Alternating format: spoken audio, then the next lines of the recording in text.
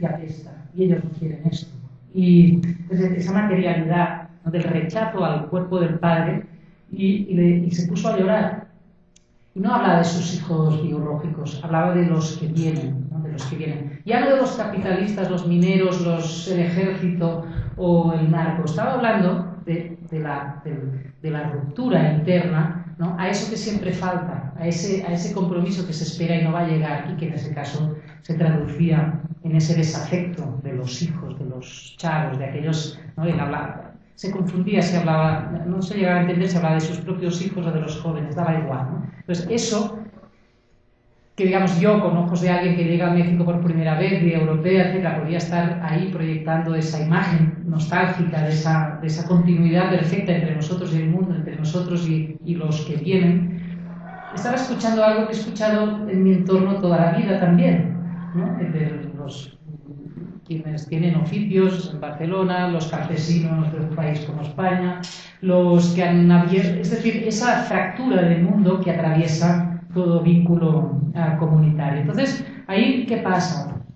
Está el llanto, ¿no?, el duelo de cada vida, como la que podía tener don Miguel, este jardinero, pero está también, y ahí entramos en términos más políticos, ese lamento, ¿no?, esa queja que nos ha acompañado a muchos de los que hacemos vida colectiva, de estar siempre lamentando que el compromiso no sea suficiente con aquello que consideramos valioso, con aquello que creemos que hay que hacer, con aquello hacia lo cual pensamos que hay que luchar.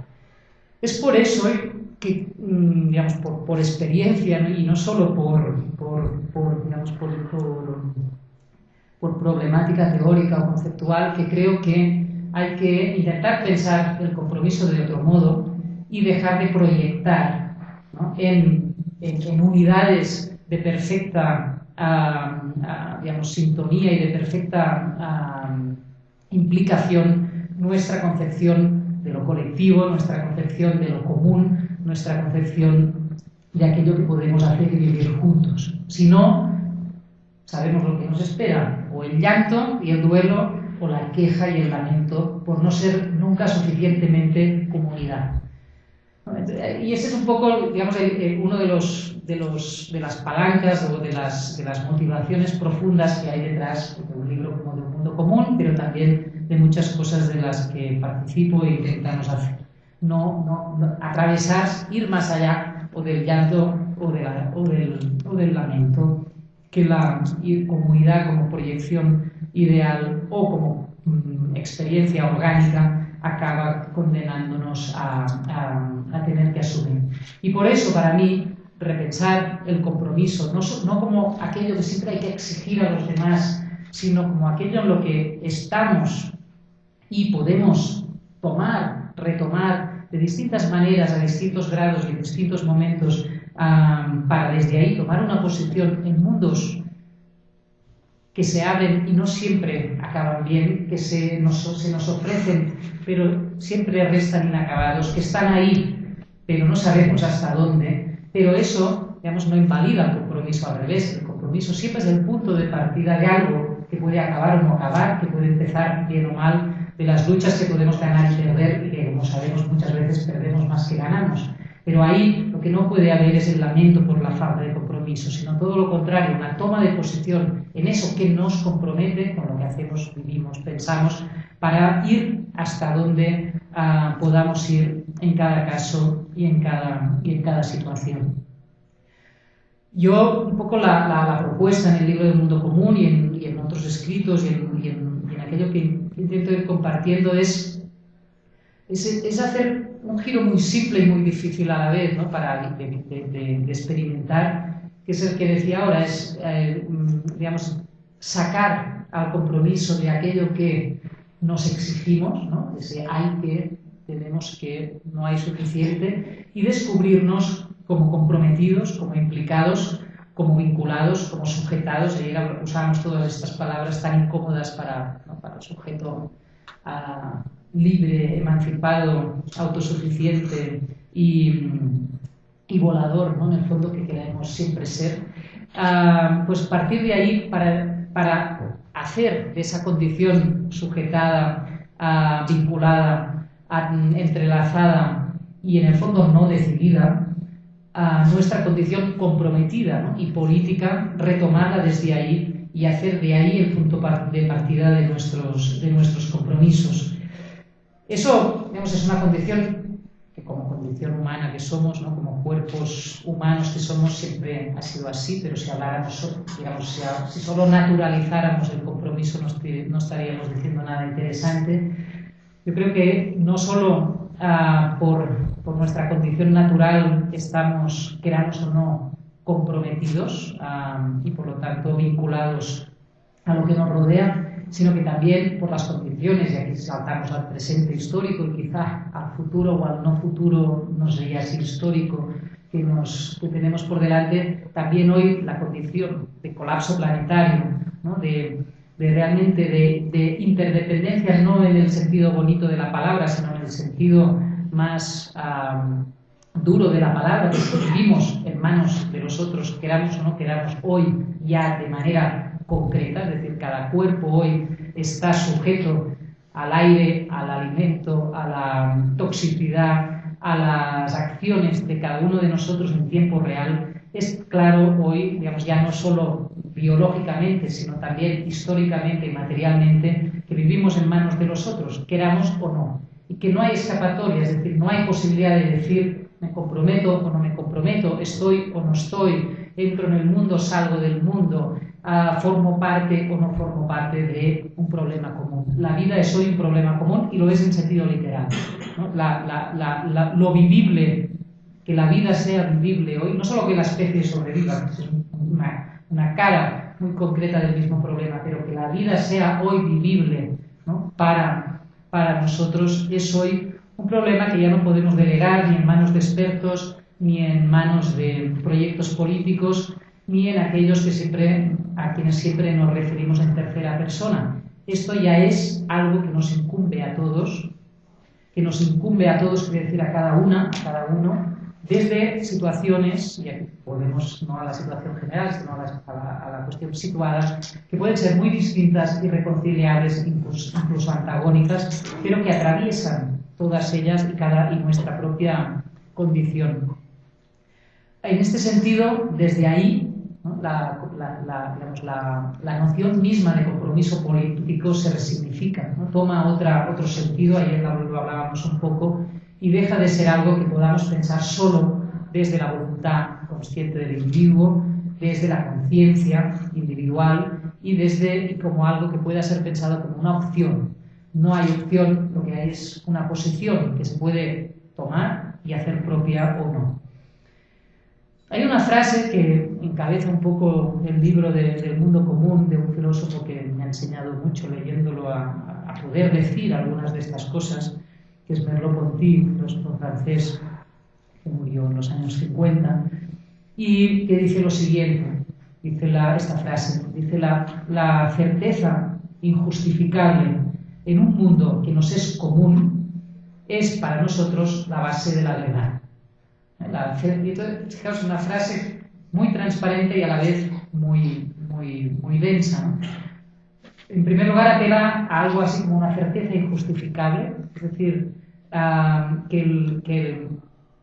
hay algo, un punto de partida, un punto ciego, un ángulo, ¿no? Algo no por eso empecé hablando de lo decible y lo indecible, ¿no? Hay algo que no es argumentable, es decir, que no podemos discutir ni contraargumentar, porque si no ya no hay donde tomar pie, que es el hecho de que hay un mundo que nos es común. Y un mundo, puede querer decir, no quiere decir solo un planeta, quiere decir conjunto de relaciones que componen nuestras vidas, ¿no? Que hacen que seamos parte de algo. Eso, digamos, si, como ha hecho la modernidad, nos sustraemos a esa certeza injustificable, nos ponemos fuera de ella, para tener después que argumentar si formo parte o no del mundo, de la sociedad, de qué manera, cómo vuelvo a entrar en eso de lo que hemos salido como sujetos, ahí está claro que lo común, eso que ahora nos preocupa tanto, siempre será, digamos, rebatible, ¿no? Y siempre será cancelable ese vínculo, porque puedes decir, bueno, pues yo no tengo nada en común con eso, la indiferencia, la anestesia, ¿no?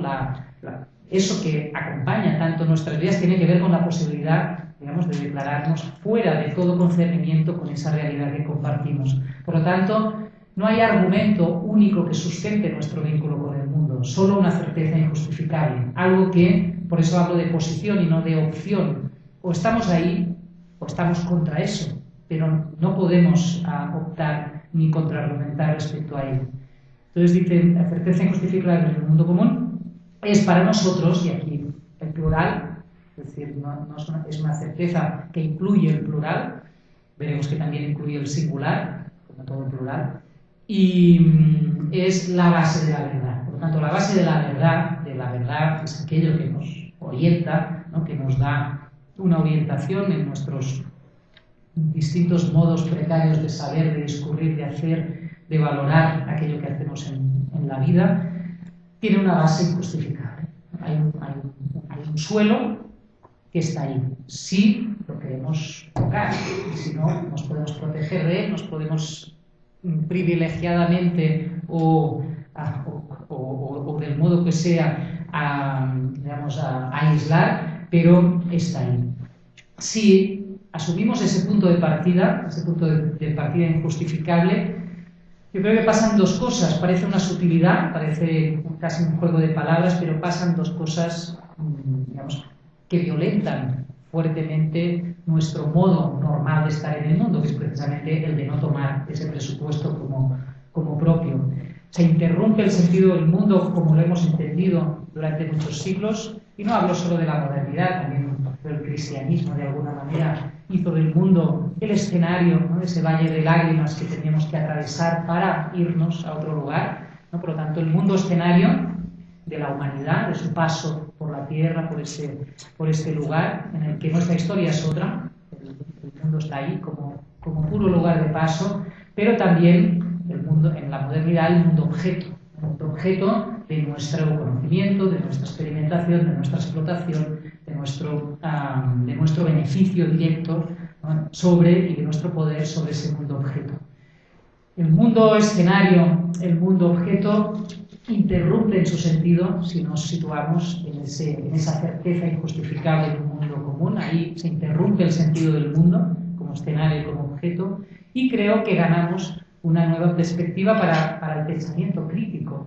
El pensamiento crítico también se ha construido como una perspectiva privilegiada sobre ese mundo que podríamos analizar, conocer, transformar, manipular y a lo mejor convertir en un gran jardín de flores como el de Don Miguel, o en un infierno como parece que lo estamos convirtiendo, ¿no? Pero la relación sigue siendo esa, ¿no? El pensamiento crítico se pone ahí para concebir y para transformar y manipular. Desde la certeza injustificable del mundo común, ese lugar ya no es sostenible, caemos en la espesor de la realidad, nos situamos en un lugar donde la perspectiva de un cuerpo involucrado en la realidad tiene que empezar a poder decir las cosas de otra manera, tiene que empezar a pensar sin pretender verlo todo, tiene que decidir cómo actúa y qué valora sin ese lugar, digamos, presupuestamente separado y por lo tanto sin garantías y sin protección respecto a las consecuencias de la propia acción y decisión. Desde ahí el mapa de nuestra vida se altera, hay un cambio en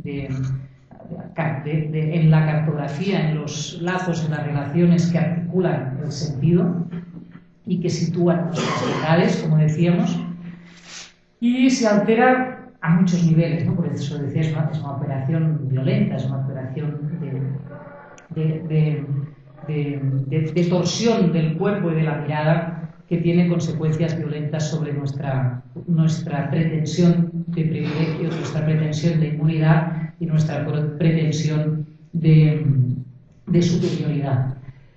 Para movernos de alguna manera un poco organizada en las consecuencias de este giro, de esta torsión de la mirada, ¿no?, que ya no nos deja mirar el mundo enfrente, sino que nos tenemos que situar en un lugar donde estamos forzados a girar el cuello y los ojos.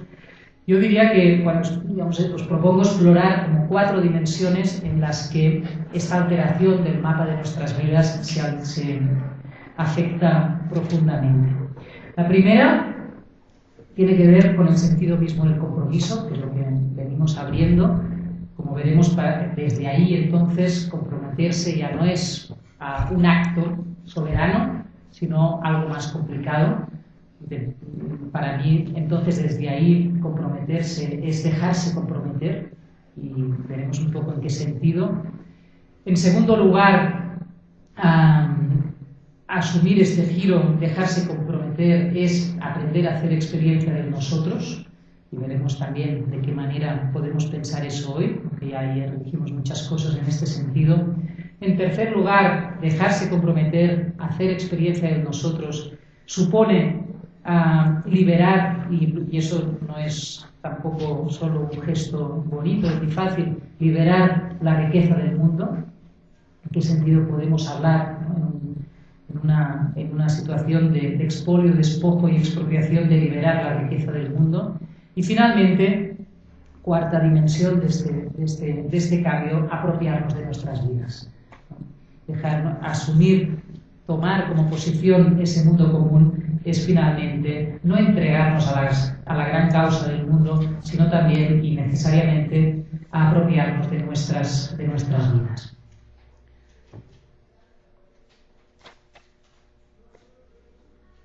Y esto lo hago bebiendo Coca-Cola, pero es mi último recurso cuando llevo un largo recorrido como el de estos días.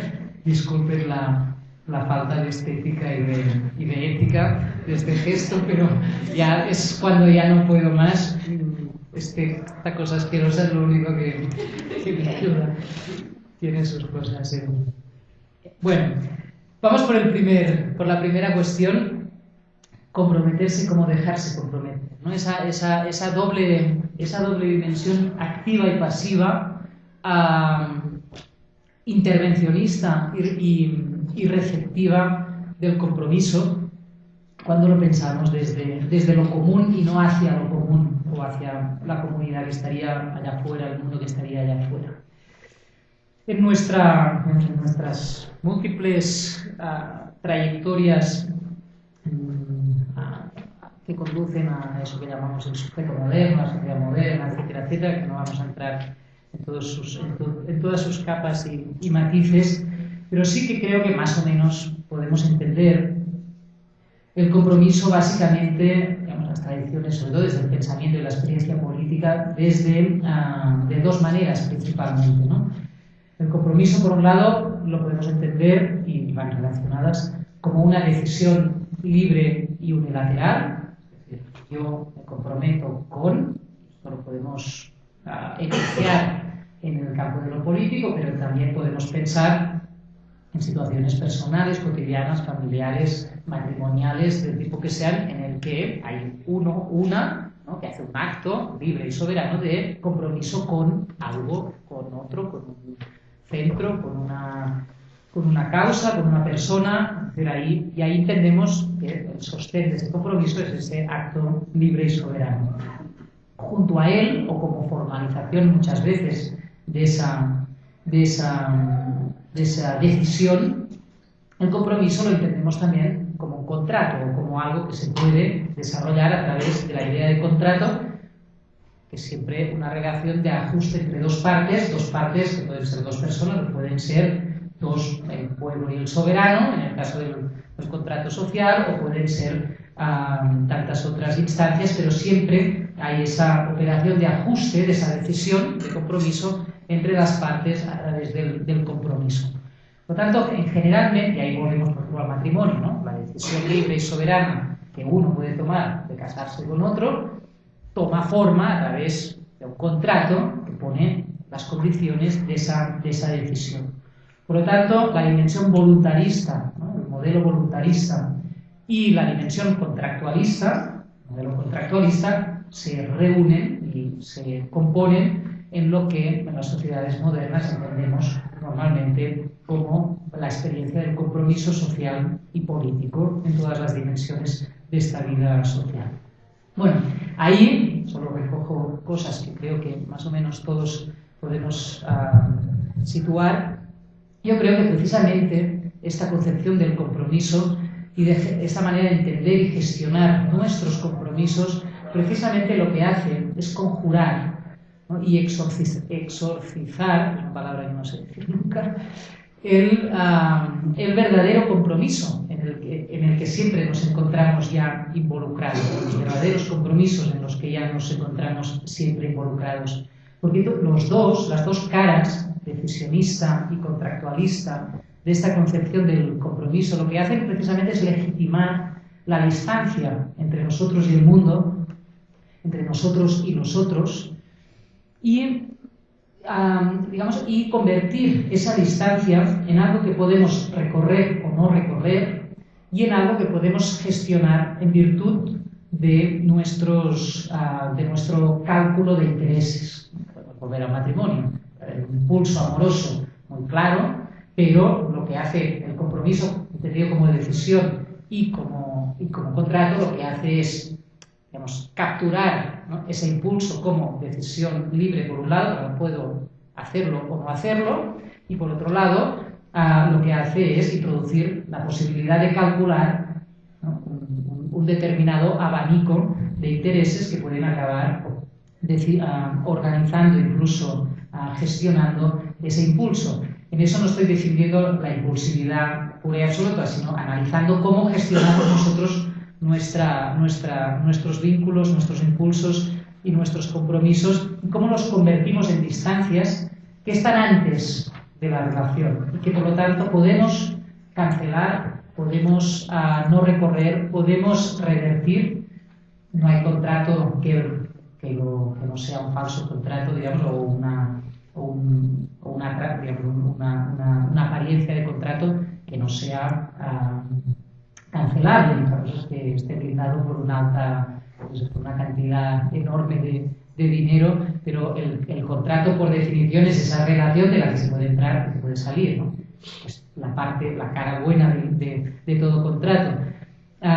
Cuando el matrimonio no incluye la posibilidad de divorcio, quizá ahí estamos en otra cosa, o cuando las concesiones del gobierno están blindadas a tal nivel que nadie podría pagar, o el futbolista, nadie podría pagar la rescisión de ese contrato, pues digamos, estamos entrando en situaciones en las que esa distancia queda totalmente capturada. Pero sin entrar ahí, la cuestión es esa, ¿no?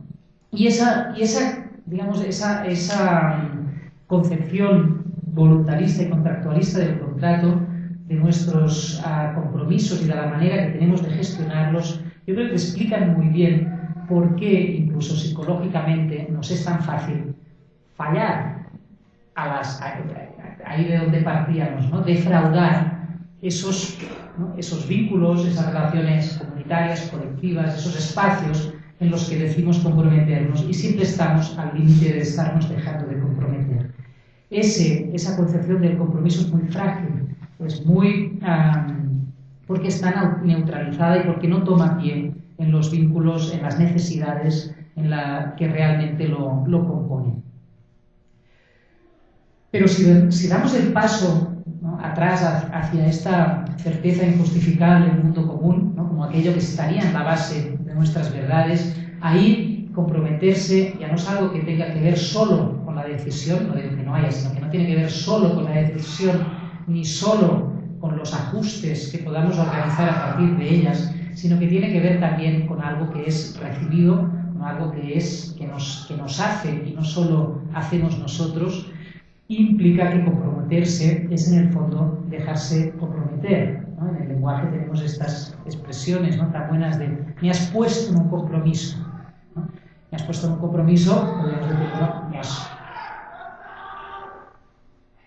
me has obligado a algo, me has impuesto a una relación, si decimos me has puesto en un compromiso, quiere decir que hay un efecto recibido que se asume como compromiso, si no, pues me estás obligando a hacer algo que no quiero hacer, o me estás, es pura imposición, pura obligación, pero ser puestos en un compromiso es una relación donde se abre una reciprocidad. Asumo, ¿no?, este vínculo, esta situación, esta exigencia, esta acción, pero la asumo porque la hago mía, ¿no?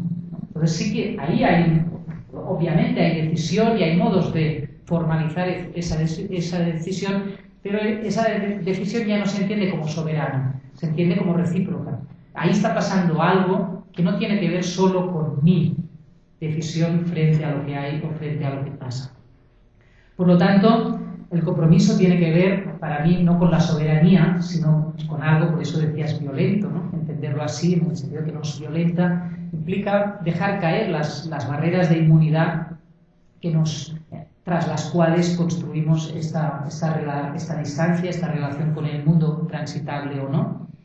Implica dejar caer la indiferencia, implica dejarse afectar por eso que no necesariamente controlamos, por eso que aparece, por eso que nos interpela, por eso que nos concierne, por eso que nos demanda, pero que no siempre ni hemos escogido, ni hemos decidido, ni podemos sostener solo desde nuestra conciencia y desde nuestra voluntad.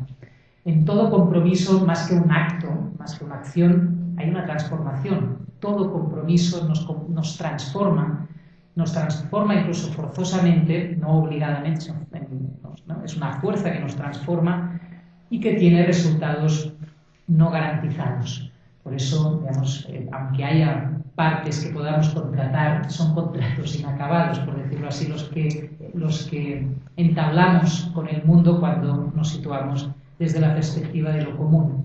Y por eso ahí, en el compromiso entendido así, más que una expresión soberana de conciencia y de fuerza, lo que hay es una experiencia de la vulnerabilidad, pero no de la vulnerabilidad como debilidad, como vida a proteger solamente, como aquello que debe ser cuidado, protegido y salvado, todo lo contrario, la vulnerabilidad como potencia de exposición a aquello que pasa, a aquello que nos llega, a aquello que nos interpela y a lo que debemos responder. Y por eso huimos muchas veces de nuestros compromisos, no porque sean obligaciones, que también y son pesadas, sino sobre todo porque nos hacen experimentar eso de nosotros que va más allá de ese individuo que pretendemos ser y de esa gestión, digamos, voluntarista y contractualista de nuestro propio yo y sus relaciones con el mundo. Nos muestra vulnerables, no en el sentido de que nos muestre débiles, sino afectables. Afectables, es decir, transformables forzosamente en parte de situaciones que no está a nuestra mano transitar y que no está en nuestra mano abandonar, ¿no? Que es lo que hacemos muchas veces con nuestros compromisos. Ahí, creo, y ahí vamos al segundo punto, es donde se da la posibilidad de hacer una experiencia de nosotros que también no es aquella que nos gustaría diseñar, no es aquella con la que buscaríamos así idealmente componernos, sino que es una experiencia de nosotros que yo defino como la experiencia de ahí, en ese lugar de dejarse comprometer, de esa vulnerabilidad que rompe las barreras de la inmunidad que experimentamos. Pues que es imposible ser solo un individuo, no que no seamos individuos en un sentido descriptivo, sino que eso que somos, hacemos, vivimos, sentimos, esas nuestras verdades que componen el sentido de una vida personal o colectiva, es imposible, digamos, sostenerlas solamente desde la instancia individual. Lo que experimentamos cuando nos sentimos puestos en un compromiso es la imposibilidad de ser solo un individuo. Y ahí aparece en nosotros.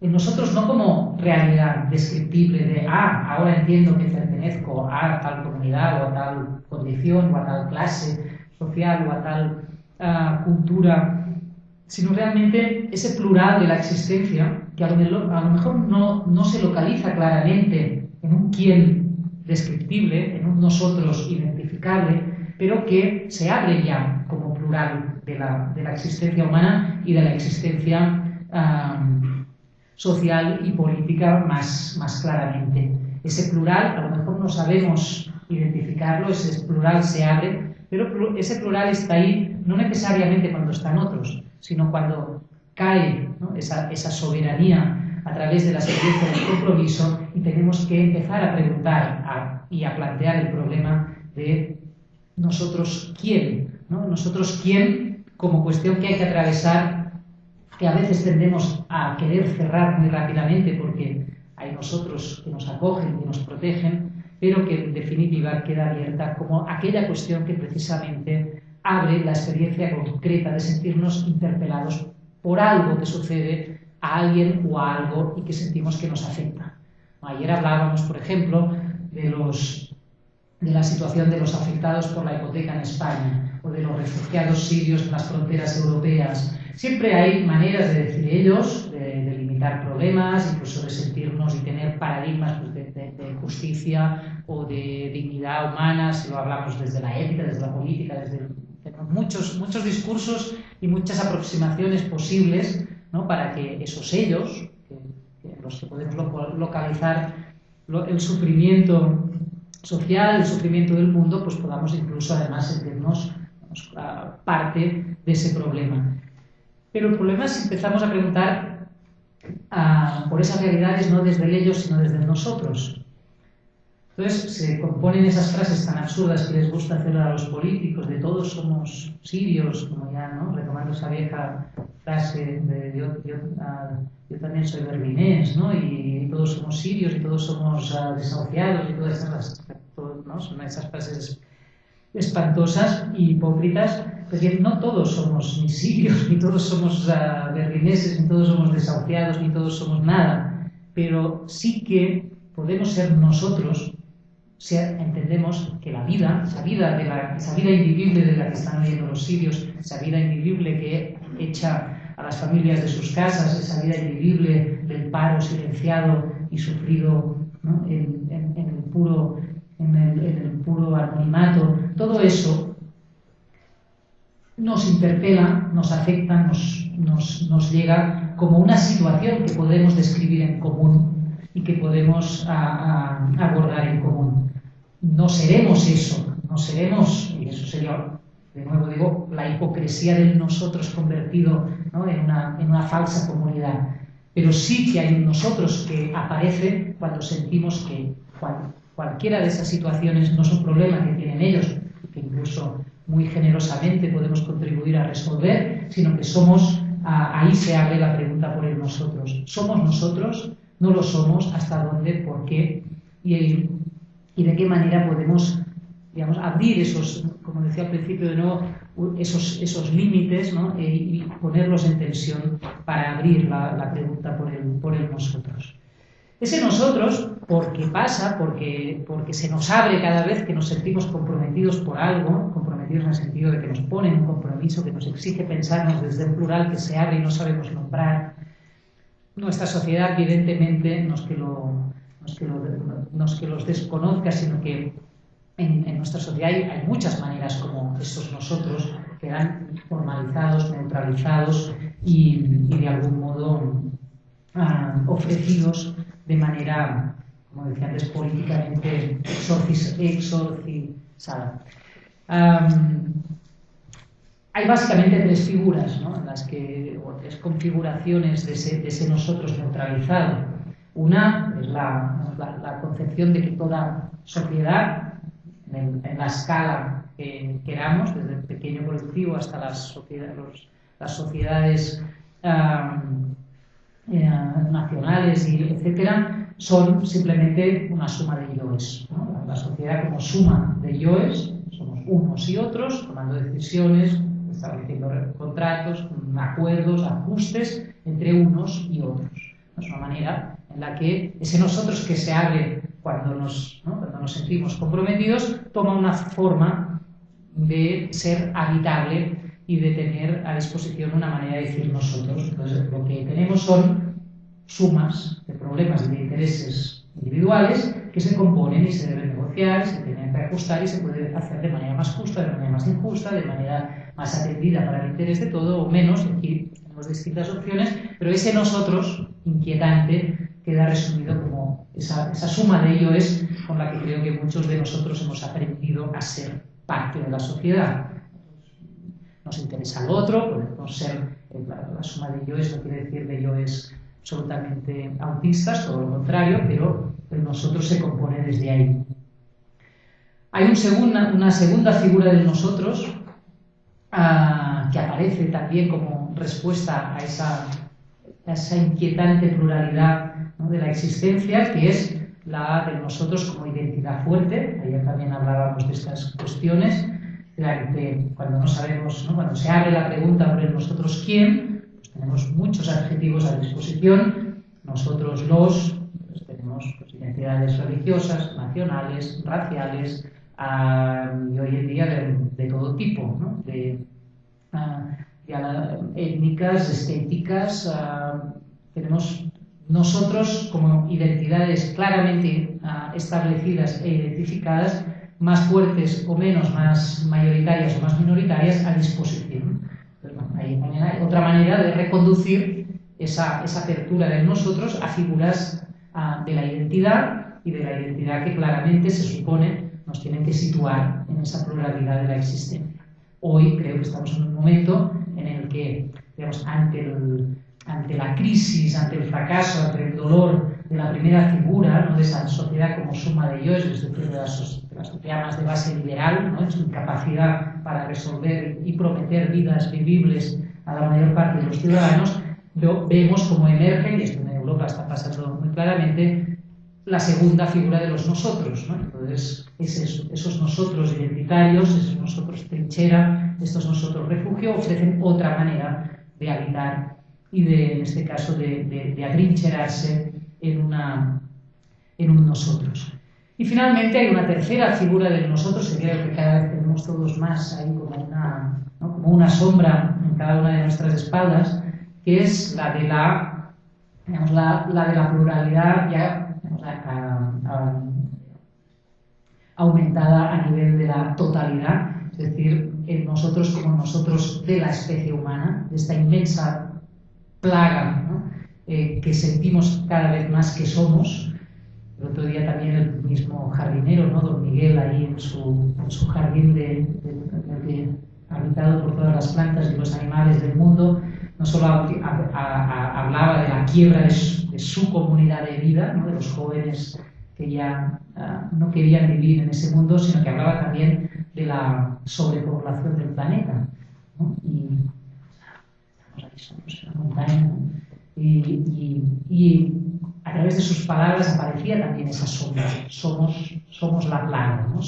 Nosotros somos la plaga. O sea, no solo nuestros hijos nos van a abandonar, pero es que además somos todos la plaga que vamos a darnos muerte, y vamos a dar muerte a la vida, ¿no? Entonces, eso, dicho en las palabras de don Miguel, es algo que sabemos todos cuando consumimos, cuando, ¿no? Empezamos a sentir eso, que somos nosotros que va más allá de nuestras propias decisiones soberanas, y que estamos, digamos, viviendo, estamos destruyendo esa realidad compartida, ¿no? Ese mundo común, que no es solo el planeta, sino que es la vida vivible. Entre esos tres nosotros, entonces ahí lo que aparece es el problema de la supervivencia, ¿no? Como la cuestión del nosotros. Primero es el de la individualidad, segundo es el de la identidad, el tercero es el de la supervivencia, como las tres dimensiones en las que situamos y neutralizamos nuestra experiencia de nosotros. Y las tres configuraciones de ese nosotros tienen que ver, si os fijáis, con la vigilancia en torno a algún tipo de límite, ¿no? Ante la incertidumbre del quién, abierto del nosotros, de la pluralidad de la existencia, situamos algún tipo de límite que debemos vigilar, ¿no? En la producción del yo, el límite es el de la individualidad gestionable, ¿no? El de la vida casi como propiedad, empresa, libertad, etcétera, que cada uno debe gestionar en sus límites. En el segundo, obviamente, es el de la identidad, gestionar bien los límites, ¿no? De la pureza racial, de la conservación cultural, de la frontera nacional, es decir, siempre la vigilancia colectiva, ¿no? Que asegura y pone límites en los cuales se garantiza la integridad de la identidad. Y finalmente el tercer límite es el del control de la especie, el de los límites de la supervivencia. En los tres casos, por lo tanto, son operaciones de vigilancia, de control, ¿no? De supervisión de un límite que más bien creo que lo que acaban haciendo es de la experiencia de nosotros una experiencia paranoica, una experiencia paranoica y siempre en peligro. Ahí ahí creo que es, digamos, desde esa cuestión, creo que es desde donde se hacen muy interesantes, y lo son de por sí, pero a mí me ayudan mucho digamos, a no caer en la trampa de esa concepción paranoica de nuestros nosotros, a los escritos que en los últimos años ha estado haciendo Judith Butler y que ayer también mencionamos en algún momento en el seminario, concretamente con una cita, creo que se verá muy claro porque es interesante la respuesta que da a esta cuestión del límite, ¿no? y de la vigilancia. Dice en uno de los ensayos de Marcos de Guerra, Judith Butler, dice: nuestra supervivencia depende no de la vigilancia y la defensa de una frontera, sea la del yo, la de nosotros o la de la especie, por esto lo pongo yo, no de la vigilancia y la defensa de una frontera, sino de reconocer nuestra estrecha relación con los otros. Una frase muy sencilla, parece casi naif, parece decir, bueno, sí, claro, ¿no? Pero hace el mismo giro que yo os proponía respecto a la cuestión del compromiso. Porque ella no está hablando de dejemos de vigilar las fronteras y lancémonos al caos del mundo, al abrazo con el mundo o al encuentro de los otros, ¿no? Dice, nuestra supervivencia, digamos, asume la preocupación común por la supervivencia, no solo de la especie, sino por lo vivible de la vida, pero dice, ahí nunca, ¿no? Esa supervivencia no se garantizará nunca desde la defensa de una frontera, dice, sino desde el reconocimiento, como decía yo también con el compromiso, ¿no? Desde ese tomar como punto de partida esa condición comprometida de la existencia, esa relación, dice, estrecha, no hay distancia a recorrer voluntariamente o no, en nuestra estrecha relación con nosotros. Desde ahí, ¿no? Realmente el vivir juntos se convierte en la situación, en nuestra situación y no en nuestro ideal, porque estamos ahí, y ese ahí, precisamente porque no es un ideal, no es bonito, no es armónico, no es esa comunidad añorada y siempre defraudada, es más bien infernal, ¿no? Merleau-Ponty también lo decía, como dándole la vuelta, o sea, sí, dándole una vuelta irónica a Sartre, ¿no? Decía, la vida colectiva es un infierno, no el otro no, el otro no es un infierno, el otro es parte, es la vida colectiva el infierno, pero ese infierno es la situación de la que hemos construido una ficción desde la cual poder entrar y salir, y que ahora estamos desmontando, ¿no? Para reencontrarnos, o ese reconocimiento del que habla Butler, de otra manera. Reconocer nuestra estrecha relación con los otros, por lo tanto nuestros vínculos de interdependencia, es convertirlos, como estoy diciendo, en el punto de partida, ¿no? En el punto de partida de nuestras prácticas y de nuestros nosotros, ¿no? Y no en el límite que debemos vigilar y controlar. Eso significa ponernos precisamente no a vigilar los límites, sino a transitar, a estar, a sostenernos en los límites de nuestro yo, de nuestras identidades, de la especie, sin miedo y sin proyectar desde allí falsas utopías, ¿no? Imágenes que siempre nos transportan aún más allá. Creo que ahí es desde donde el nosotros o los nosotros dejan de ser figuras para convertirse en prácticas, dejan de ser proyecciones para convertirse en relaciones, y dejan de ser ideales para ser corporales, materiales, concretos y situados. Esta experiencia de nosotros se abría cuando en ese primer momento de sentirnos comprometidos, se abre y se articula cuando podemos, como proponía, ponernos en estos límites del yo, de nuestras identidades y de la especie, para encontrarnos en prácticas, en relaciones y en dimensiones de ese plural de la existencia. Ahí es donde palabras de nuestro imaginario político tan comunes como solidaridad o antagonismo dejan de ser proyecciones, dejan de ser eso que tenemos que hacer para incorporarse, y lo digo en el sentido más más corporal, incluso para incorporarse como dimensiones de esas prácticas y de esas relaciones que ya son en plural. La solidaridad, que se convirtió, ahora ya casi no es una palabra gastada, ¿no? Pero se convirtió en esa práctica precisamente de relación hacia un ellos, vuelve desde ahí a convertirse en nombre de la reciprocidad ética, política y social, y desde ahí el antagonismo pasa a ser, digamos, de algún modo una dimensión inhabitable de esas prácticas y de esas relaciones, en la medida en que allí donde se vuelve a vigilar y a controlar una frontera de cualquier nosotros, allí donde se vuelve a imponer un límite o un linde que no se puede pasar, ahí se abre necesariamente una práctica antagónica, una práctica de lucha, una práctica de desbordamiento o de resistencia. Una anécdota, para descansar un poco de conceptos, hace poco mi hija, que tiene 8 años, me decía: mamá, en el colegio, como tengo el pelo rizado, me dicen que soy africana. Y yo pensé, pocos africanos habrán visto estos niños, porque mi hija no tiene el pelo tan o tan poco rizado como yo, pero bueno. Y entonces yo le dije: bueno, pues diles que todos somos africanos, porque la humanidad viene de África. Y, entonces se quedó así y me dice, dice, ¿y cómo hicimos para pasar? Yo pensaba en el mar, pensaba como proyecté los orígenes de la humanidad. Pues ¿cómo hicimos para pasar? Le iba a contar los barcos, el estrecho de Gibraltar, no sé. Dije, y le digo, ¿el qué? Me dice: la barrera. La barrera quiere decir la frontera.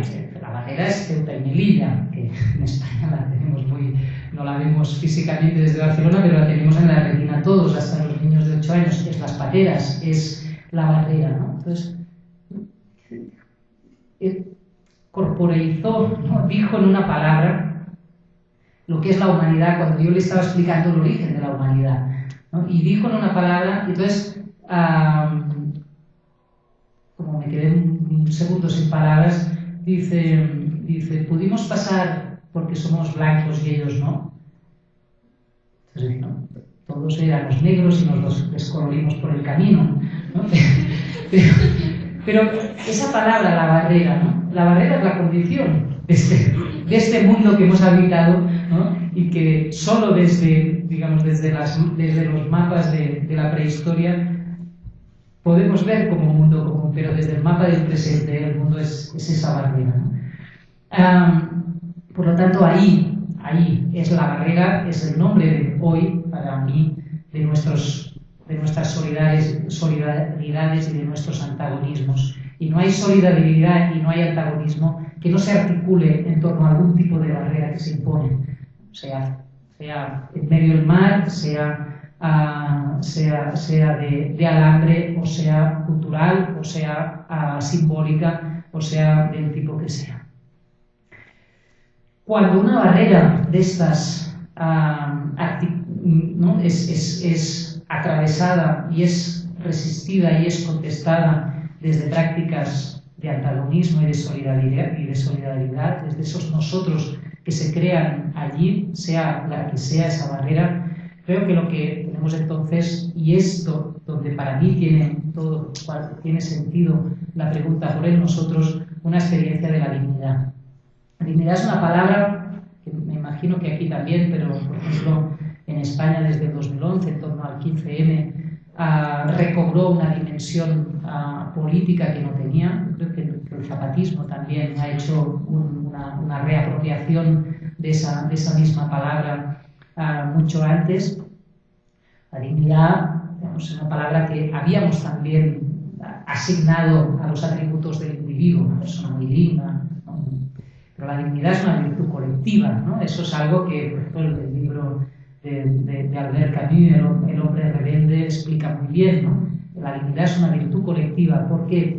Porque precisamente tiene que ver con la capacidad de percibir y de responder a la aparición, a la emergencia, a la percepción de un límite, ¿no? Cuando la dignidad a veces, ¿no? Hay gestores de la dignidad que intentan poner condiciones objetivas a la dignidad. La dignidad es tener sexo, la dignidad es comer 4 veces al día, la dignidad es no sé qué. Bueno, sí, pero sabemos muy bien que la dignidad no es solo eso, que la dignidad es la capacidad de percepción. Es ahí donde podemos decir, eso no, ¿no? Esto no es... esto no lo queremos, esta vida no la queremos vivir, esto no es democracia, esto no es esa capacidad de poner un límite en nosotros, no de asumir las barreras, sino de poner un límite que nos hace percibir los límites de lo vivible, de lo tolerable, de lo asumible y dar una respuesta a ello. Esto lo haga una persona sola o lo haga un colectivo, siempre es en plural. Es decir, la dignidad no es nunca una experiencia individual, puede ser una experiencia solitaria, pero tiene que ver con un límite que incumbe necesariamente a todos los otros, si no, simplemente es mis principios de vida o mis... eso no es la dignidad. Por lo tanto, el nosotros, para mí, ese aprender a decir nosotros no es encontrar los adjetivos que nos identifican ni las comunidades que nos acogen, sino que es hacer experiencia de la dignidad. Y hacer experiencia de la dignidad cada vez. Por eso siempre es una virtud no solo colectiva, sino situada. No hay recetas para la dignidad, pero hay experiencias de dignidad que se comunican, incluso si son descriptivamente muy distintas. Yo creo que muchos de los movimientos sociales, luchas, colectivos, anhelos, experimentos, intentos, de lo que desde muchos movimientos y lugares distintos estamos haciendo hoy, tiene que ver básicamente con eso, con esta experiencia estas experiencias de la dignidad que se comunican y se continúan, pero no necesariamente se unifican en un solo proyecto de sociedad, en un solo proyecto político. Pero en cambio ahí hay una continuidad muy comprensible, ¿no? Y muy inmediatamente comprensible de las experiencias, y hace que podamos hablar del zapatismo hace 20 años en su inicio, hasta el 15M, hasta luchas que tienen que ver con culturas muy distintas. Aquí yo, al principio, cuando llegué, veía mucho esa dualidad, ¿no? Porque aquí, ¿no? Con las comunidades, pues, estamos hablando de lo mismo, pero no abstractamente de lo mismo. Lo mismo no se encuentra nunca en la abstracción, sino precisamente en la concreción. Estamos hablando de experiencias de dignificación en el encuentro de un nosotros capaz de ¿qué? De solidaridad y de lucha, ¿no? Es eso, y eso pasa, eso tiene lugar siempre en torno a esa capacidad de darnos, ¿no? La posibilidad de poner nosotros los límites y de encontrar respuestas a ellos. Por eso creo que cuando hablamos hoy de nuevas formas de politización, en esa búsqueda de lo común, que no proyecta, ¿no? Un solo programa de sociedad sobre el mundo, sino que va al encuentro, ¿no? de esos lugares comunes, hay algo que sí que, digamos, que atraviesa estas distintas experiencias, que es esta experiencia directa de la dignidad, y que tiene que ver con algo también, porque ya que digo que la dignidad no es descriptible ni recetable, no podemos convertirla en un modelo como hacen los economistas que aplicar a distintos contextos y a distintos lugares, pero sí que se comunica. Algo de lo que se está comunicando, creo, a través de esta experiencia de la dignidad, desde nosotros como dignificador, es algo así como, yo diría muy rápidamente, y es el tercer punto que os quería proponer, como una redefinición que estamos haciendo en común, pero no juntos ni de la misma manera, una redefinición del sentido de la riqueza. Y aquí no estoy hablando de economía, en el sentido restringido de la palabra, una redefinición del sentido de la riqueza, es decir, de qué entendemos, no solo teóricamente, sino de qué experimentamos como riqueza de la vida, más allá del crecimiento económico, más allá de la noción de desarrollo, más allá de la noción de bienestar, que había guiado los programas, los proyectos y las ideologías políticas que apuntaban de algún modo a la construcción y a la transformación y a la mejora, ¿no? de la vida vivible. La vida vivible en el tránsito, digamos, en el desarrollo de las sociedades modernas se entendía sobre todo como enriquecimiento, desarrollo, progreso. Por lo tanto, movilizaba un sentido de la riqueza que iba toda en esa dirección. Y la dignidad era eso que se iba de algún modo conquistando a través de esa historia, ¿no? Cuando hoy estamos haciendo experiencias dignificadoras de nosotros, cuando nos estamos dejando comprometer en torno a situaciones que lo que plantean son límites de lo vivible y por lo tanto componen ahí formas de vida más dignas, quizá ya no estamos hablando en términos, ¿no?, de desarrollo de la riqueza, de desarrollo del bienestar y de mejora de la vida en este sentido. Pero entonces, ¿en qué sentido hablamos? Es muy fácil, y lo hemos hecho muchos, y hay una larga tradición de crítica al progreso, de crítica al desarrollismo, de crítica a todas estas concepciones del bienestar y de la riqueza, entendidas como condiciones para una vida digna y para una vida vivible, pero nos es más difícil decir, ¿y entonces qué sería no contar con esos paradigmas, con esa concepción de la riqueza? Y no hablo de riqueza monetaria solamente, sino de riqueza como eso que crece y nos hace más dignos. ¿Qué entendemos entonces por otro, ¿no?, por otro sentido de la riqueza? Yo no lo voy a responder porque creo que es en lo que estamos, es decir, estamos liberando cada vez que hacemos una experiencia de dignificación de la vida, estamos entrando en una guerra no por los recursos, no en una guerra por el botín económico, sino una guerra por el valor. Y estas, como os digo, es como el tercer momento en el que me gustaría detenerme.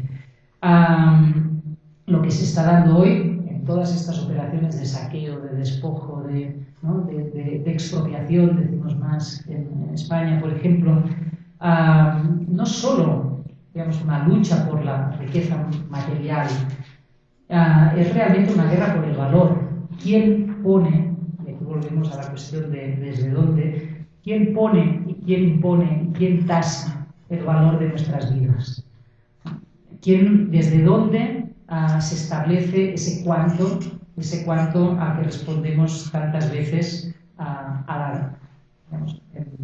poniéndonos en situación de rebaja, ¿no? Y de rebaja no solo la rebaja de nuestros salarios, es la situación de la rebaja del valor de nuestras vidas cuando están y nos ponemos en situación de estar dispuestos a todo. Y eso no lo hacen los más miserables, lo hacemos en todos los lugares del mundo continuamente, ¿no? ¿Cómo damos valor a nuestras vidas sin proyectar un valor atemporal, ¿no?, sin caer en un valor más allá de eso que pasa, ¿no?, en cada situación? Y cómo ese valor, entramos en esa guerra por el valor desde una experiencia del compromiso que no sea de algún modo sacrificial, ¿no?, que es otro punto que quería tocar. También nuestro imaginario, sobre todo más militante, más revolucionario, muchas veces en torno al compromiso, no solo hace de él una decisión, no solo hace de él un ajuste, sino que también hace de la experiencia del compromiso una experiencia sacrificial, ¿no? Está tenemos ese imaginario muy, digamos, moralista, ¿no?, que vincula el compromiso con la dignidad, con la vida, con nosotros, con las luchas, como una experiencia no de despojo, sino de despojamiento, ¿no?, muy ligados al imaginario moralista de la pobreza y sobre todo del martirio, ¿no?, de la renuncia. El mártir es la figura, la prefigura al revolucionario, ¿no? Y nuestros santos, nuestros mártires, nuestros líderes, nuestros revolucionarios. Y hoy esas figuras nos resultan, digamos, muy bonitas de encontrar pintadas en los murales, pero nosotros somos poca cosa, ¿no?, al lado de, digamos, hay una desvalorización, incluso si nos seguimos manteniendo en esos imaginarios de nuestros pobres martirios, ¿no? Se muere sin haber sido nadie, ¿no? Y eso creo que en este país está a la orden del día. La muerte no tiene valor, ¿no? Es que no es ni siquiera sacrificio, es pura muerte cotidiana. Por lo tanto, creo que liberar la riqueza del mundo tiene tiene que ver también con liberar nuestra experiencia del compromiso de su moral sacrificial y hacer del compromiso realmente una afirmación de la riqueza inagotable de la vida en toda su vulnerabilidad, en toda su precariedad y en toda su fragilidad. La riqueza no está allá para ser conquistada como nuevos conquistadores, sino que está aquí para ser vivida. Y por lo tanto, de nuevo, yo diría que la dignidad tiene que ver no con la pobreza, sino con la riqueza. Darnos vidas dignas es darnos vidas ricas, ricas en este sentido, ¿no?, de ricas de valor, ricas de sentido, ricas de relaciones. A eso hace muchos años, en un colectivo en el que es un poco el embrión de Spy Plan, lo llamábamos darnos dinero gratis. Dinero gratis, que aún llevo un recuerdo de esos momentos, ¿no? La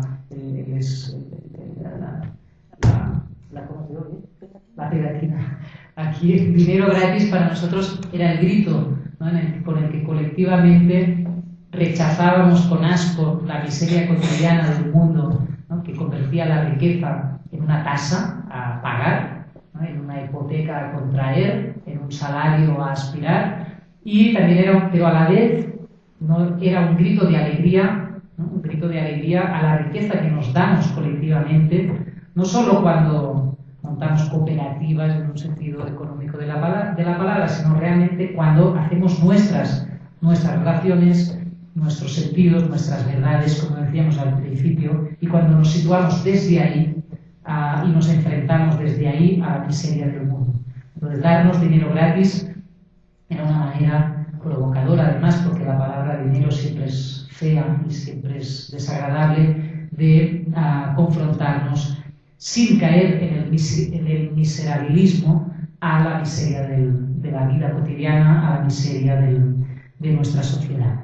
Por lo tanto, creo que el compromiso hoy pasa no solo por hacer experiencias de dignidad en la solidaridad y en la lucha, sino también por entrar en esta guerra por el valor, por el valor de nuestras vidas y por la liberación de la riqueza del mundo a través de estas prácticas.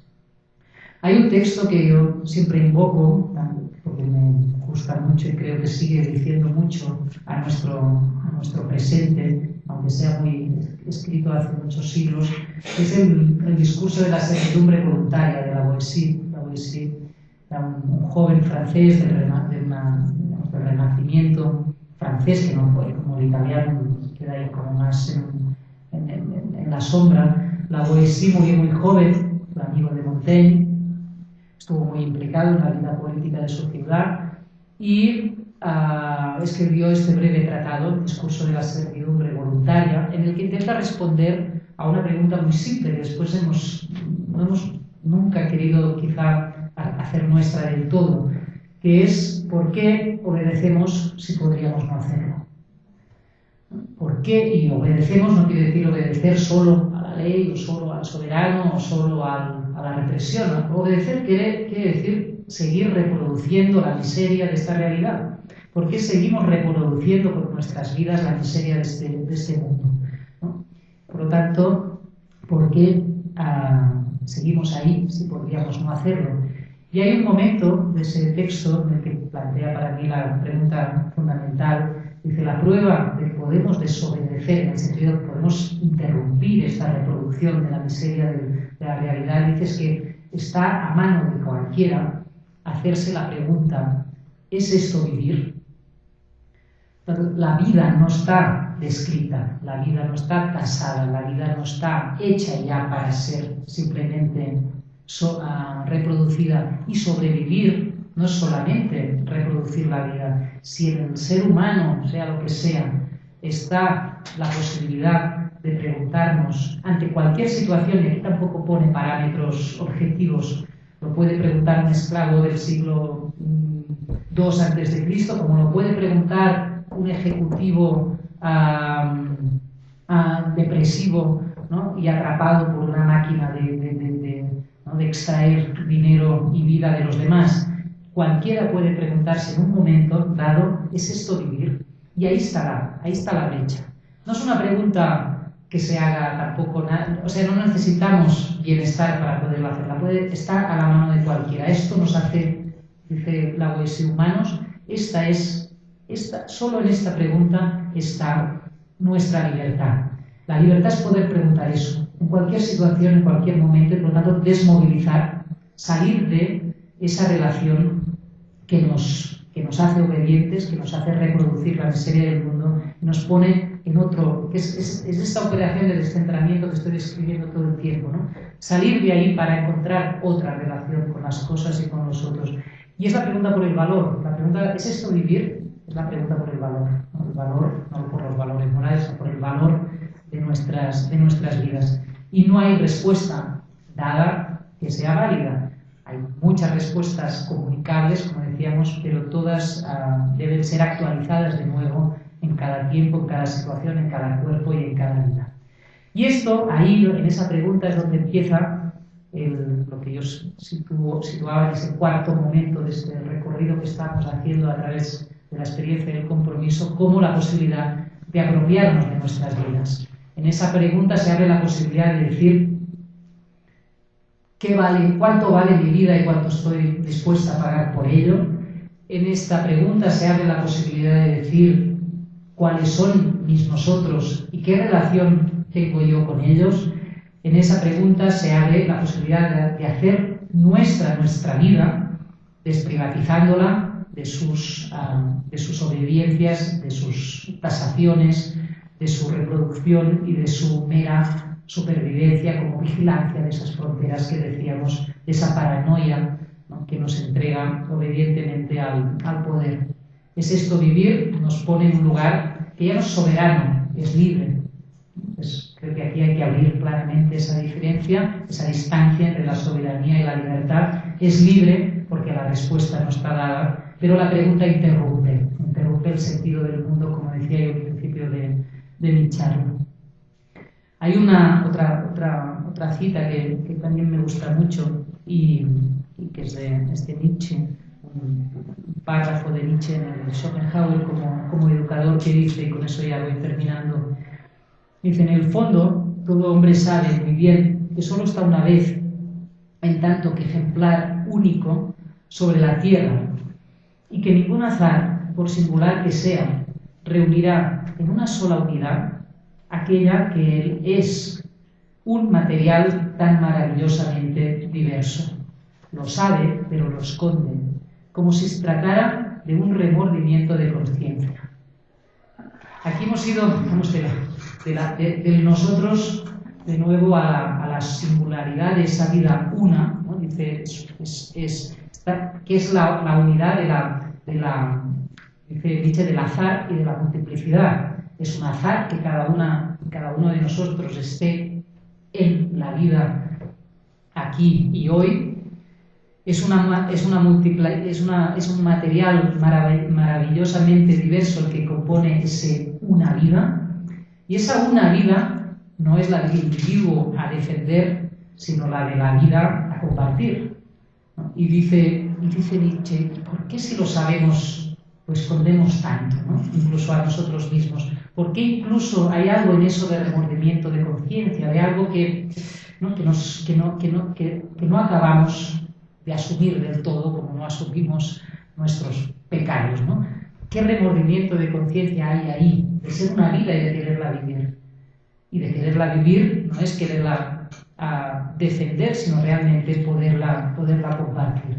Yo creo que comprometerse no es otra cosa que afirmar sin remordimientos: esta vida es mía y la quiero vivir, y encontrar las formas, por lo tanto los plurales que se abren cuando el compromiso con esa vida que es mía necesariamente se encuentra en la interpelación, en ese plural inquietante y abierto que nos pide, que nos abre a la posibilidad de aprender a decir nosotros. Ahí, ¿no?, en ese anhelo de vida, en ese desafío a todo remordimiento por vivir y de toda culpa por vivir, es donde se conquista, ¿no?, esa dignidad compartida, y es ahí también donde se hunde, creo que muy claramente, la ley de la propiedad. La ley de la propiedad privada no es algo que se haya inventado un economista allá afuera, es realmente esa relación propietaria, ¿no?, que establecemos con nosotros mismos cuando no asumimos, ¿no?, el descaro de vivir. Asumir el descaro de vivir es hunde la ley de la propiedad sobre nosotros mismos y sobre esos bienes que en el fondo queremos que nos representen y que nos aseguren la vida.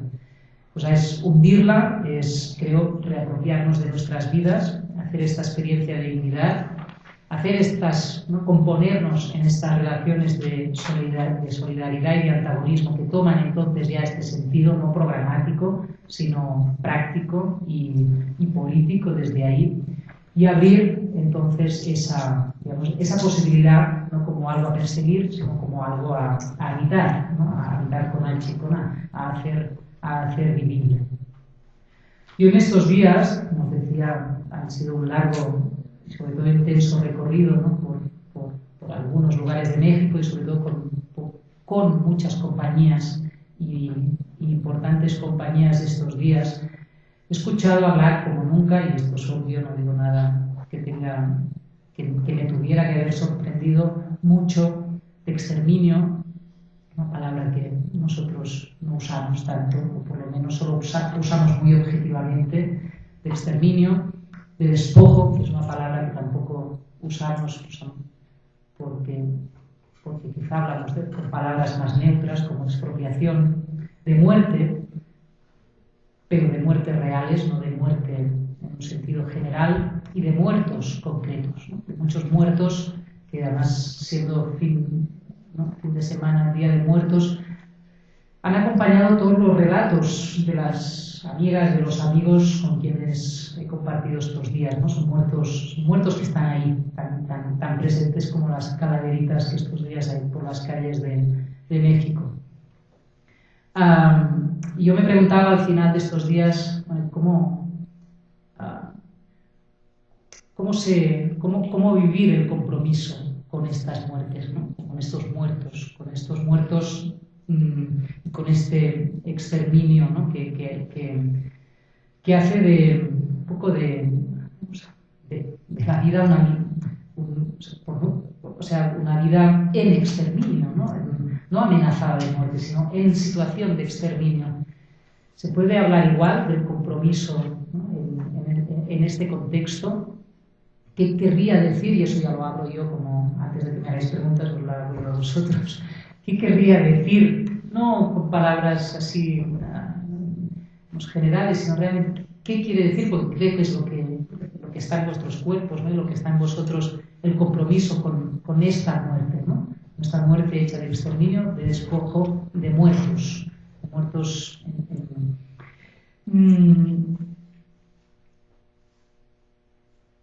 Creo que, digamos, la situación de México es la situación del mundo, no por proyección, sino porque es así. En todo caso, lo que hay en otras partes del mundo son más posibilidades de sustraerse, de aislarse y de protegerse de esa situación, pero no es otra situación, es nuestra situación común. Y por lo tanto, pensar el compromiso desde aquí, ese compromiso como esa interpelación que no solo nos llama a ayudar o a realizar pues, acciones de apoyo, de más justicia, sino realmente a abrir nosotros desde ese extremo, desde esos muertos. ¿Qué quiere decir, ¿no? ¿Qué puede querer decir que no sea solamente acompañarnos en la agonía? ¿Qué puede querer decir que sea apropiarnos de nuestras vidas sin proyectarnos en una idealización, ¿no?, de la vida en común? Creo que hablar de lo común es hoy hacernos esta pregunta, ¿no? Por eso la hago y espero que me la podáis responder de alguna manera. Muchas gracias por todo, no solo por este rato, sino realmente por este trozo de vida que me habéis dado en estas semanas y que me llevaré conmigo mañana. Gracias.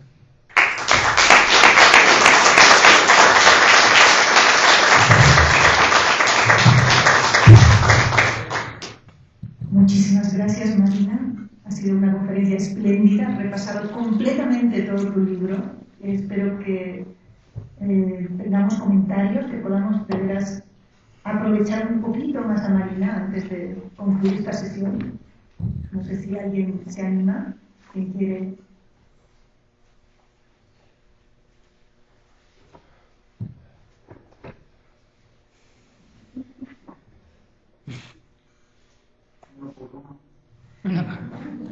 Bueno, para animar el asunto, pues voy yo. Me parece interesantísimo, y bueno, y además, o sea, lo has recorrido en tu exposición de una forma muy completa, esta idea que planteas de liberar la riqueza del mundo, y la riqueza es precisamente lo inapropiable, lo que no puede ser propiedad privada, ¿no? Entonces, hay una parte en tu libro que me parece que es muy sugerente, que dices que lo común, ¿no? Este mundo común no es algo liberable, conquistable, sino precisamente es lo inapropiable y a la vez, no sé si pudieras abundar sobre esta paradoja también, ¿no? Porque siempre se ha pensado un poquito que la libertad es algo a conquistar, que la utopía es una cosa que no está aquí, ¿no? Y entonces la propuesta desde el cuerpo, desde esta reivindicación de la apropiación de la vida, es precisamente buscar lo inapropiable, lo que no se puede convertir en valor monetario, digamos, y que ya está aquí y está entre nosotros. No sé si hay más preguntas para tomar un poquito más, ¿no? O comentarios. Muy brevemente, mientras pensáis, porque prefiero hacer respuestas muy cortas porque he hablado mucho. Sí, no, es liberar, precisamente es desapropiar. O sea, lo inapropiable no está ahí. Lo inapropiable siempre es el resultado de una acción desapropiadora. Digamos, apropiable lo es todo, como demuestra muy bien el capitalismo, ¿no? Hasta lo más íntimo, lo más material, es decir, todo es apropiable si se somete a relaciones de apropiación. Lo inapropiable no es nada en sí mismo, es aquello que desapropiamos, ¿no? Por eso digo, la riqueza solo es la riqueza no está ahí, la riqueza es el efecto de un liberar, ¿no? igual que o de una liberación en el sentido político y de un liberar en el sentido material económico, ¿no? Entonces, eso hace riqueza. Lo otro hace acumulación, botín, tasa de interés, tesoro, en el sentido antiguo de la palabra. Eso es lo acumulable, lo apropiable. Por lo tanto, la riqueza es el efecto de una relación. Hay relaciones liberadoras y hay relaciones apropiadoras, ¿no? Por eso yo creo que la cuestión está ahí, y ahí es donde se juega realmente el combate entre mundos, no entre modelos de sociedad, sino realmente entre tipos de relación. ¿Les paso el micrófono? ¿Funciona? Puede ser que se hablamos. Se oye bien. Pero si se está grabando, Sí, está grabando. entonces vamos a grabar. ¿No? Espérame, por favor, hay que poner más. ¿Sí? O si no, si se acercan, ¿qué tal? ¿No? Ahí ya tenemos. Es que se está grabando. Se está transmitiendo en internet, entonces no sé. Miren, desde allá. Lo que le ponen las citas está. Bueno, si no quiere que alguien con la pregunta. O sea, si ella no se siente cómoda en hablar. Yo más bien te quisiera plantear la cuestión de la palabra compromiso, ¿sí? En primer lugar, como diferencia con lo que antes se llamaba militancia, ¿sí? Porque tiene mucha de esta carga. Y era la militancia respecto a un contexto de compromiso, que eran los partidos, una serie de cosas. Y ahí entraba también la figura autosacrificial por antonomasia y el héroe o la heroína. Esta palabra misma de compromiso trasladada ahora, yo creo que es una manera de comprometerse en formas de vida, ¿sí? en actitudes. Bueno, eso me resulta muy difícil y creo que también se tiene que decidir en colectivo, ¿sí? Y una ambigüedad que yo veo en lo que has dicho de me pones en un compromiso. Sé que soy catalana, sé que es una expresión catalana, pero yo soy traductora y el compromising en inglés es un eterno problema para traducir, porque compromise en inglés es lo contrario del compromiso. O sea, es hacer un cambalache, es hacer una negociación. ¿Sí? No me comprometas, no me pongas en evidencias, ¿sí? Entonces he agarrado como la ambigüedad cuando decías me pones en un compromiso, con este me pones en evidencia, no me delates, no me... ¿Sí? No más Es que la tiene esta ambivalencia, pero precisamente lo que nos molesta cuando cuando me pones en compromiso tiene el sentido de me pones en evidencia, es que nos quitan algo de esa inmunidad, de esa protección, digamos, desde la cual decidimos cuánto de nosotros sale o se resguarda. Entonces, sí, hay un punto de por qué nos molesta, ¿no?, saber determinadas cosas acerca de lo que pasa, porque nos pone en evidencia también de todo aquello que no queremos saber, de todo aquello que no queremos digamos, incorporar al sentido de unas vidas que quieren tener, digamos, el sentido muy bien gestionado, ¿no? Mi proyecto, mi vida, no sé qué. Claro, si yo sé, no solo sé por información, sino entro en relación de interrelación con los muertos en el mundo, por decirlo en una imagen, es decir, todo lo que pasa, no solo me pide una respuesta, es que me pone en evidencia, y eso es muy molesto, ¿no? Eso no nos... Entonces sí que está esa ambivalencia, y por eso yo he dicho que es el compromiso, lejos de ser digamos, ese gesto soberano, bonito y, ¿no?, de la vieja ideario, es violento en el sentido de que nos violenta, ¿no? Nos violenta y nos incomoda, nos saca de nuestra casilla, ¿no? Nos pone en una relación. Y es por eso que tú dices que no lo había incorporado en ese matiz de las palabras, ¿no?, que está muy bien. Sí, claro, nos pone en evidencia. Sí. Y en ese sentido, la cosa del autosacrificio, sí, la cosa sacrificial, creo que está inevitablemente unida al heroísmo, ¿sí? E inevitablemente unida al poder. Entonces, este liderazgo de que se sacrifica, que da la vida por la humanidad, ¿sí?, creo que está en una situación tal vez muy desesperada, creo que está muy presente en nosotros, en el país, ¿sí? Hablo del país como nosotros, como de este lado de los nosotros, no de los otros. Y creo que está muy presente y me pregunto hasta qué punto las experiencias que se tienen más cívicas a través del 15M, municipales en España, hasta qué punto esta noción del heroísmo y del poder, ¿sí?, ¿cómo se está manejando? Porque yo también la veo bastante presente. La ves presente.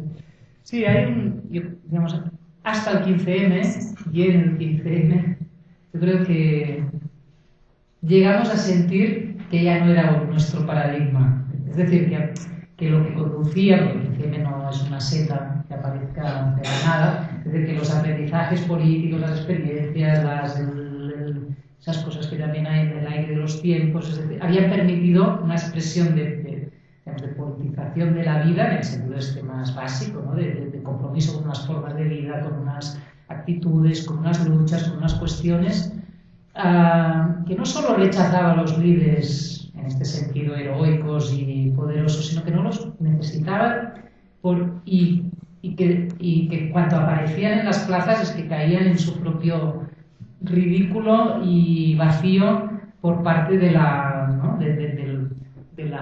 colectividad, ¿no?, que ahí se expresaba. Y yo creo que llegamos a creer, incluso que los politólogos y sociólogos de turno montaron seminarios de los liderazgos sin líderes, porque claro, no podían, necesitaban seguir pensando que el liderazgo existía pero sin líderes, ¿no? Y todas esas, me acuerdo de cursos divertidísimos y de cosas así, pensando, pues sin líderes es que no, porque hay que seguirlo llamando liderazgo, es otra, es expresión colectiva, capacidad de decisión colectiva, de expresión, de no sé qué, con todas las, ¿no?, con otro tipo de herramientas y metodologías de interlocución, de toma de decisión. En la segunda fase, ¿no?, de un poco cuando la nueva política se reorganiza en forma de partido y por lo tanto de cabezas de lista, yo creo que hay ahora un terreno, digamos, ambivalente en el que sí que reaparece la pulsión por la figura, ¿no?, que da su cara, su presencia, su tiempo, su vida por el cambio, en este caso ya no es por la revolución, no nadie habla de revolución, pero por cambiar las cosas. Y a la vez no creo que haya desaparecido del todo el otro, o sea, estamos como en un doble tablero, ¿no? Renace esa pulsión, también no solo por quien la encarna, sino también por parte de los muchos cansados de tener que estar en una, ¿no? Entonces se vuelve a desear delegar y seguir, ¿no? Y bueno, y ya está y lo resolverá y además será él quien no duerma por las noches y quien tenga que ir a la tele a hablar cada día, ¿no? Entonces ya tienes ahí la figura segregada. Y a la vez no tanto, es decir, yo creo que también hay una, o sea, es decir, que no, espero, a lo mejor soy en eso muy optimista o muy ingenuo, no sé, pero creo que hay aprendizajes que no son tan reversibles, ¿no? O tan fácilmente reversibles, y que cuando se han estado y se han practicado y se han aprendido y se han disfrutado y que se hayan perdido muchas batallas, pero se ha estado en otro tipo de relaciones, no es tan fácil deshacer, ¿no? Esa experiencia de lo colectivo. Entonces, digamos, ahora cuando no tenemos tiempo es muy tarde, ¿no? Pero si distinguiéramos ámbitos, ¿no? Y no solo enfocáramos el foco más mediático en las figuras que realmente acaban habitando y protagonizando esos espacios, en otro tipo de ámbitos más colectivos, más locales, más de...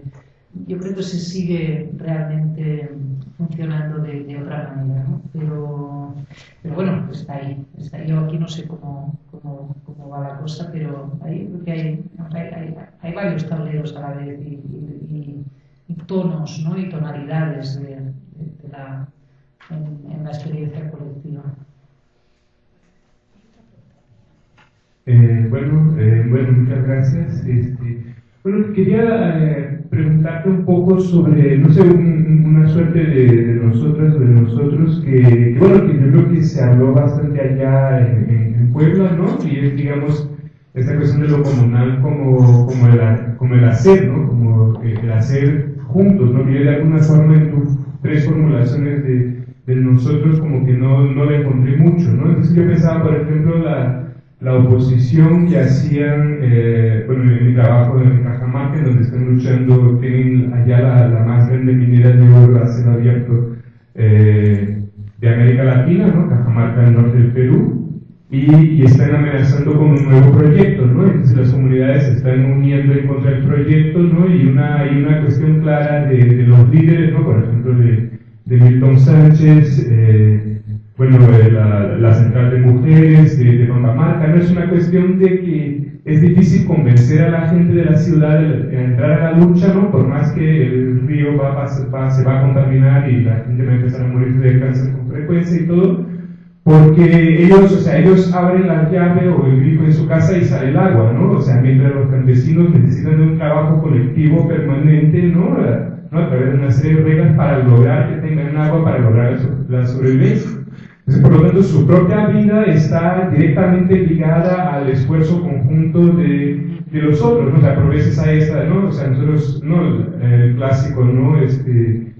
No todos tenemos derecho al agua, ¿no? Pero en el campo no, o sea, si no trabajas no tienes derecho al agua, ¿no? Todos tenemos que trabajar para que lleguen, ¿no? El agua a cada una de nuestras casas, de nuestras fincas, ¿no? Para los animales, ¿no? Entonces, ¿cómo es ese otro nosotros en donde está tan claramente ligada la propia existencia individual al trabajo común, ¿no? O sea, ¿cómo sería nosotros, ¿no?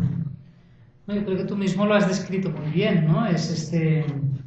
Yo cuando he descrito los tres, nosotros no eran los tres únicos, lo que he descrito son las tres figuras, digamos, disponibles que el poder nos ofrece para responder a la inquietante y cierta cuestión del nosotros. Por lo tanto, no podía incluir esta, porque esta es precisamente aquella en que nos descubrimos haciendo con otros eso que nos permite vivir, Entonces, yo lo que situaba eran tres neutralizaciones de ese hacer en común.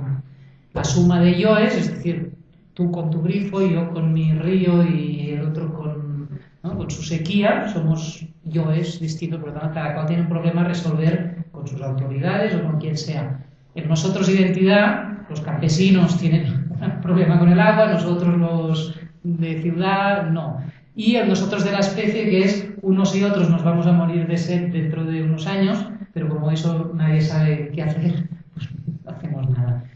Entonces, esos tres nosotros no nos sirven para responder al hacer en común, en este caso, pues una relación vivible con el agua para el campesino, para el de ciudad y para la especie, ¿no? Por lo tanto, sería precisamente ese que describes tú, es el que rompe las tres,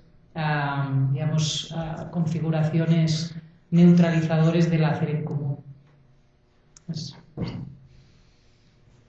Yo, igual hemos platicado horas y horas, pero sigo teniendo muchas inquietudes para preguntarte, así que ahora pensaba, vinculando lo del ego, lo que escuché ahora,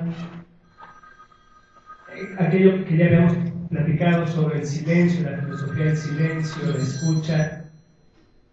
¿Cómo pensarías una política de los gestos y no de las palabras? O sea, antes de las palabras, los gestos y esta capacidad de comprometernos, implicarnos. Lo pienso porque en la pregunta que formulabas al final, un poco hacia nosotros, en la situación mexicana, donde las palabras no nos están alcanzando para dar cuenta de aquello, pero sí hay gestos. O sea, pienso, por ejemplo, en los padres de los 43 desaparecidos de Ayotzinapa, que más que palabras nos ofrecen gestos, y que justo, no solamente por la interés de recorrer estados y países para seguir dando cuenta de un crimen no resuelto, pero más que las formulaciones, y que esa es una crítica muy ilustrada que se les hace, que repiten el mismo discurso, que cómo es posible que no hayan formulado nuevas acusaciones, que no complejicen los enemigos, pero nos están interpelando con gestos.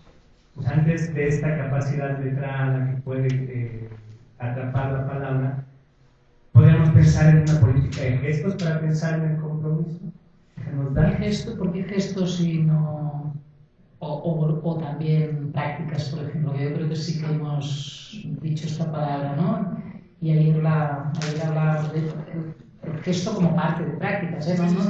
No hago disyuntivas, sino yo digamos, por eso también hablo más de intercorporalidad que de intersubjetividad, es decir, para movernos de una política de la conciencia y del discurso, ¿no? Yo creo que no lo hago yo, lo hacemos muchos, hemos ido digamos, desplazando la atención hacia el momento central de la política, del binomio teoría-acción, que es lo clásico, a estos continuos de prácticas, gestos, palabras, relaciones.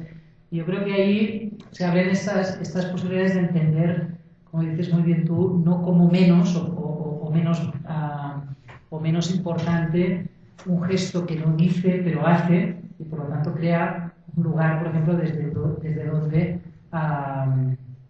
relacionarse con unas muertes, ¿no? En este caso, y con todas las consecuencias que hablan. Yo en este sentido lo veo así, ¿no? Y por ejemplo, viniendo de yo creo que, por ejemplo, las politizaciones, por llamarlas de algún modo, las prácticas de transformación de la vida, de lo colectivo, en España en general, han sido siempre muy poco teóricas y muy prácticas, pero no en este sentido de no tienen teoría, por lo tanto son solo prácticas, sino que siempre tienden a ser mucho más creativas en el hacer que en el teorizar, ¿no? Y por eso no hay grandes teóricos políticos ni grandes tradiciones de pensamiento político en España, como si las hay en Italia o en Francia, por ejemplo, ¿no?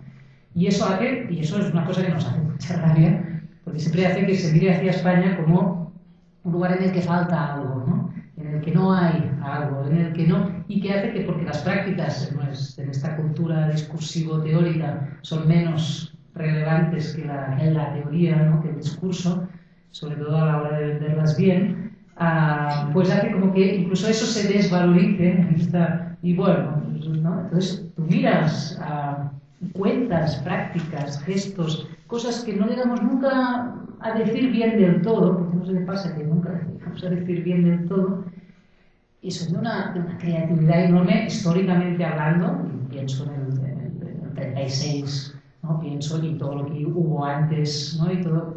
Y dices, pero caramba, como nadie ha dicho nada, no los historiadores, que sí que hay muchos libros, sino como nadie bueno, pues no sé, quizá porque seguimos esperando que haya la teoría para que haya sido verdad, ¿no? Como que si no ha salido en la tele no ha pasado, pues si no se ha teorizado, no ha habido transformación, no ha habido realmente eso político, ¿no? Que pasa, y yo en este sentido me siento totalmente cercana a lo que dices, ¿no?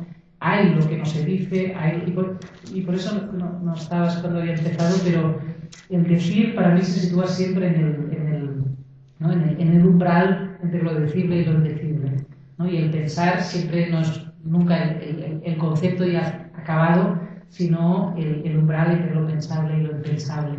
Y en el hacer es lo mismo, ¿no? Es ese umbral siempre.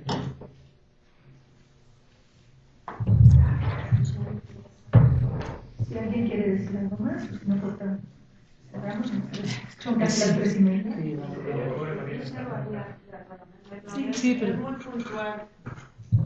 Es muy puntual, bueno, agradecerte la conferencia que nos llevamos con muchas reflexiones y preguntarte cómo verías términos como el de empatía o el de compasión. Compasión entendido no como lástima, sino como sentir Sí.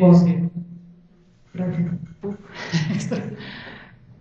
Esto daría para otra conferencia o otro recorrido. No, son temas importantes y no son palabras sobre las que pueda reflexionar ahora sin haberlas, digamos, pensado, en el sentido de haberlas incorporado a esta constelación de palabras con las que he trabajado hasta ahora, ¿no?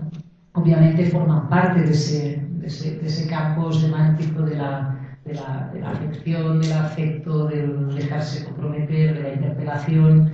Lo que pasa es que también tienen tradiciones muy fuertes en ellas, ¿no? Y la compasión, pues desde todo el cristianismo hasta todo el budismo, no solo.